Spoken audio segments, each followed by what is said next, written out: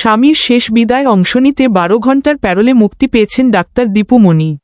সদ্যপ্রয়াত স্বামী ব্যারিস্টার তৌফিক নেওয়াজের শেষকৃত্যে অংশ নেওয়ার জন্য তার প্যারোলের আবেদন অনুমোদন করা হয়েছে।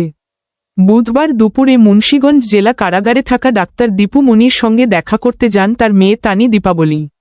মায়ের সঙ্গে সাক্ষাতের পাশাপাশি প্যারোলে মুক্তির বিষয়েও প্রয়োজনীয় প্রস্তুতি নেওয়া হয়। এর আগে মঙ্গলবার রাতে রাজধানীর একটি বেসরকারি হাসপাতালে চিকিৎসাধীন অবস্থায় মারা যান ব্যারিস্টার তৌফিক নেওয়াজ। দীর্ঘদিন অসুস্থ থাকার পর তার মৃত্যু হয়।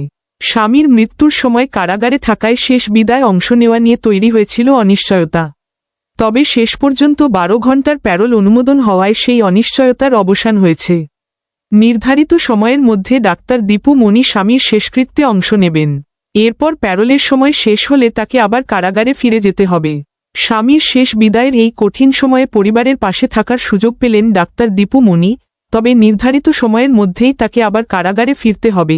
ভিডিওটি ভালো লাগলে লাইক, কমেন্ট ও সাবস্ক্রাইব করতে ভুলবেন না।